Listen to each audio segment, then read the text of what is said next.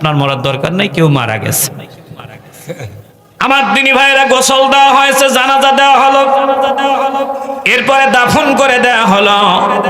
আমার দিনী ভাইরা দাফন করে লোকজন যখন কবরের পাশ থেকে 40 হাত দূরে আসে, মুসলিম শরীফের হাদিস, হাদিসের ইবারাতটা হলো করাআনি আলিহিম, মৃত্যু ব্যক্তি কবরে শুয়ে শুয়ে বাড়িতে ফিরে যাওয়ার জিন্দা মানুষের স্যান্ডেলের আওয়াজে শুনতে পায়।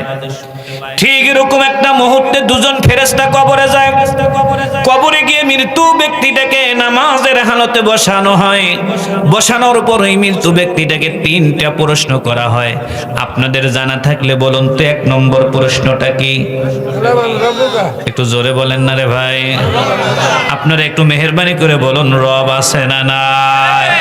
আমি আপনাদের এবার একটুখানি জানতে চাই, যেই রব রুহের জগতে, যেই রব কবর জগতে, যেই রব কোরআনের শুরুতে, যেই রব কোরআনুল কারীমের শেষে, যেই রব নবীজির ইন্তেকালের সময়, এবার একটু মেহেরবানি করে বলুন, ওই রব সম্পর্কে জানার দরকার আছে না না? আপনারা কি জানতে চান? একটু জোরে বলতে হবে, জানতে চাননি? লম্বা করে বলবো না আমার দিনী ভাইরা, আমি ব্যক্তিগতভাবে অনেকগুলো তাফসীরের কিতাব ঘাটাঘাটি করেছি, রবের রহস্য বের করতে পারি নাই। মাদারিজুন নবুয়তের মধ্যে মুহাম্মদ শব্দের অর্থ লিখেছেন 2000, আর রব শব্দের অর্থ লেখা আছে 4500। আমার দিনী ভাইরা খাসায়েসুল কুবরার মধ্যে কয়েক হাজারের কথা বর্ণনা করা হয়েছে।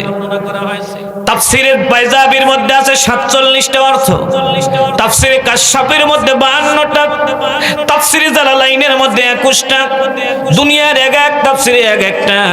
আমি ব্যক্তিগতভাবে কোরআনুল কারীম গবেষণা করে দেখেছি, আমার আল্লাহ রাব্বুল আলামিন রব শব্দের অর্থ নিজেই করেন 7টা। জোরে বলেন কয়টা? আরো জোরে, জোরে হলো না? সবাই কর। আমরা এই 7টার আজকে একদিনে বলতে পারবো না, তার মধ্যে 1-2টা বলার চেষ্টা করব। 1 নম্বর রব শব্দের অর্থ হলো মালিক। জোরে বলেন 1 নম্বর অর্থটা কি? মালিক।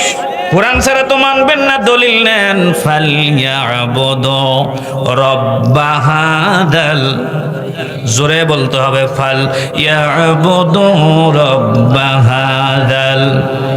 মেহেরবানি করে বলুন, কাবা ঘরের মালিক কে? ইন্না আউওয়ালা বাইতিন বুদিআ লিন-নাসি লাল্লাযী বিবাক্কাতা